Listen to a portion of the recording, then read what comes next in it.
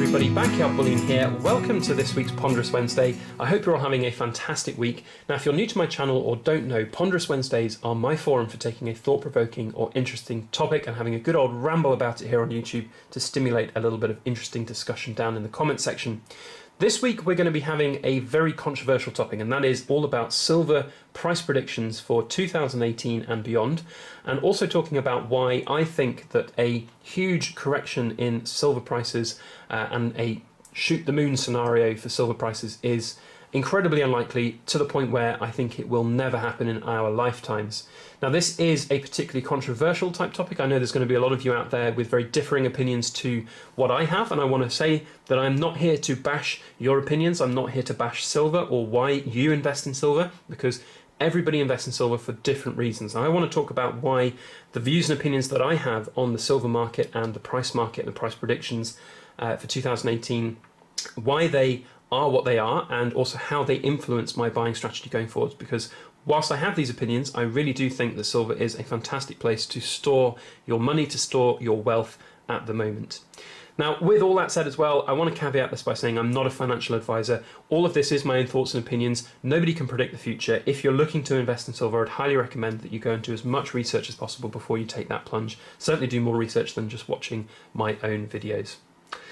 So I've got some cool things out here on the table to show you whilst I talk about this topic, and we're going to start with the Perth Mint Dragon Bars. Now, silver in 2018, let's start there. So 2018 is an interesting year for silver, I think. It's one where we've seen pretty high gold-silver ratios, and silver is looking an incredibly cheap metal at the moment. There is no doubting that, and we've seen at the start of the year prices in the UK anyway of about £11.50. I think it was about $15 an ounce in the US, so really cheap prices, and that makes silver a very attractive metal.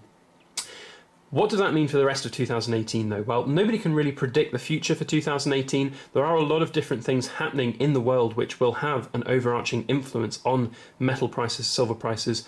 Production of silver from mines, of course, is one thing. I've touched on that before in the past.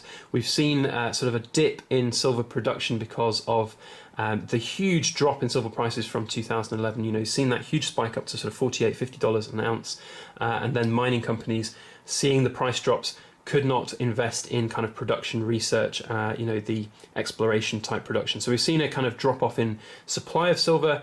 That maybe is coming to an end, and we're now seeing an increase in supply over the next coming years.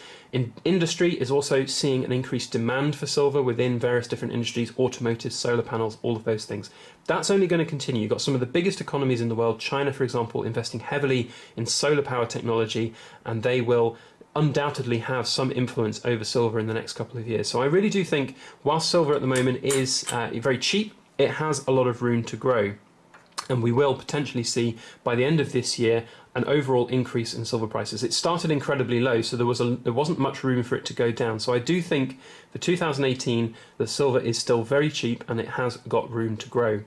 How much room it's got to grow is anybody's guess, and that is something that is always going to be a sort of a question, a topic that people are going to ask. How much room has silver got to grow? Where will it go? And I see a lot of videos that say, you know, silver's going to hit $100 an ounce in 2018. There's going to be a huge price reset for various different reasons out there.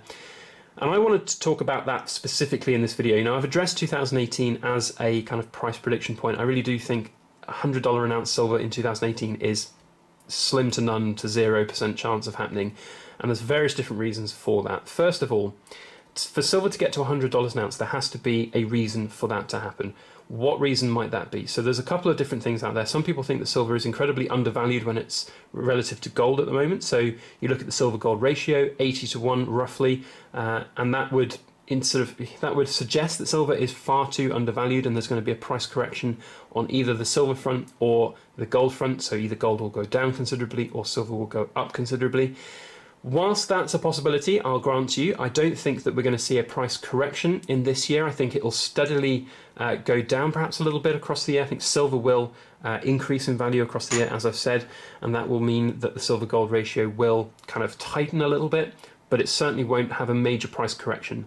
The reason I believe that is because it would cause quite a huge calamity within the silver markets, and we all know that the silver markets are very highly manipulated by the financial industries, you know, the paper industries, the paper trading industries. There's just too much money at stake. There's too much money to be lost by these big institutions, and they hold an awful lot of buying power in the silver market. They can really kind of adjust the prices of silver almost to the way they want, which is something that a lot of you out there know and don't like about the silver markets, and that's something, of course, to consider when you're looking to get into silver. That it is a very volatile metal, and it's something that you have absolutely no control over, that people in various different banking institutions across the world will have far more influence than good old humble stackers like ourselves. So what does that mean about buying strategies? Well, it doesn't really make much difference, because I use silver as a wealth preservation tool, as a way to preserve the buying power of the metal, of the money, that I have at the moment, the fiat that I have at the moment. And that is primarily the reason that I buy silver. I am not looking for $100 an ounce silver to happen. If it happens, that would be amazing. I'll have obviously a huge financial boon. But at the same time, if $100 silver happens as a price correction relative to gold, that will mean that either gold is undervalued relative to silver again, or vice versa. So it's a cyclical cycle, and we've seen with the huge price spike that we had in 2011. 2011 was before I even knew about investing in silver and buying silver as an investment. But we saw $48, $50 an ounce as a peak there. There was a lot of run on silver, a lot of people trying to get in on silver whilst it was still climbing. It was almost a little bit of a bubble, and then it kind of price corrected. So whilst it could happen, if it does, I really don't think it's a sustainable situation to happen, and it's just not something that I see happening. So if it does, great, I will be quids in, because I think silver is a great thing to buy right now. It's very cheap right now. Certainly for us in the UK, it's a great thing to buy right now because of looming Brexit issues around buying silver without having to pay huge amounts of premiums on it. But beyond that, I just cannot see it growing to a point where it is going to yield $100 an ounce silver or more.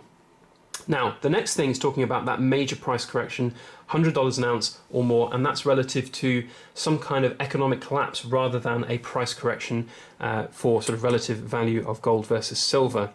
And a lot of people out there, and myself included, you worry about financial markets, you worry about debt ceilings and all of these things. You hear all of these, reports in the news about the debt ceiling in the USA being so huge, and the debt clock being, 10 seconds to midnight, and all of these types of situations. And even when we have had this year a number of times the US government not setting or not agreeing budgets and having very close sort of to pretty much government shutdowns, permanent government shutdowns, all of those types of things. It's very worrying to hear all of those things, but that doesn't mean there's going to be an economic collapse. For the dollar to collapse completely, I just cannot see that happening. There's, again, too much at stake. There's too much of a manipulated market.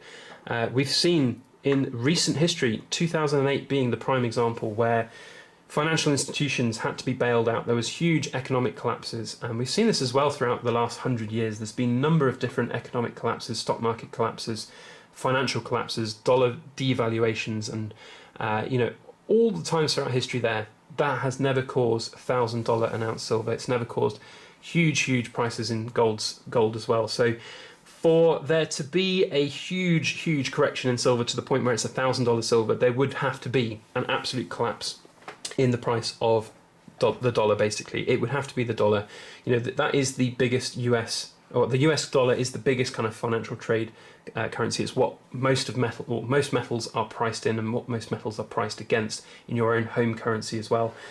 So whilst you might have various countries around the world, like for example Venezuela, who've had massive hyperinflation, and they've had huge kind of value lost in their currencies. Whilst you may have had silver, if you were in those countries, and be able to exchange it, it will only preserve your buying power. It won't make you a relative millionaire. It will make you a number millionaire, but it certainly won't make you a relative millionaire. So for that to happen, there would have to be a huge calamitous event. Now, of course, there are things going on in the world which might make that happen. Like, for example, we have all of these horrible things happening in the world in the Middle East, and obviously with Korea, there's the Korea talks. The threat of nuclear war has been ever more likely in this year than any others, and we've seen a lot of stuff happening on the Korean Peninsula about that. So of course there could be a world event. There could be a world event which triggers that economic collapse or triggers that complete run on silver. And don't get me wrong, that is possible. It's just very unlikely. But in terms of just the US defaulting on the dollar and it just completely collapsing and going away altogether, I think that's not going to happen. They have far too much to lose. The US would lose far too much face. And I know that sounds like a really weird argument, but they are self-proclaimed to be the best country in the world, the best economy in the world. I just cannot see them letting their own currency collapse when it has so much at stake for the rest of the world. It's just, in my opinion, not going to happen. It's far too much, again, of a manipulated world market. It is just not going to happen, in my opinion. I could be wrong. That is the whole beauty of this kind of market, the whole beauty of investing in these types of things. It could be completely wrong. My opinions could be completely wrong. But if it did happen, there would be an absolute collapse in world economy. There would be war, famine. There would be, of course, all of these nightmare scenarios that a lot of you are preparing for. And don't get me wrong, that is not a bad thing to prepare for. It's just not something that I'm preparing for.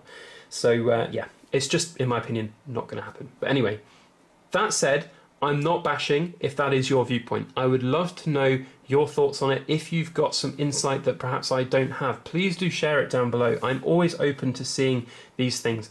But if you're rude in the comment section, I'm probably just going to either ignore you or just have a little bit of a fun comment back at you, because there's no point in being rude. I'd love to know your thoughts and opinions on it, but just don't call me rude names. Don't say I'm an idiot or a moron. That is just my own views and opinions.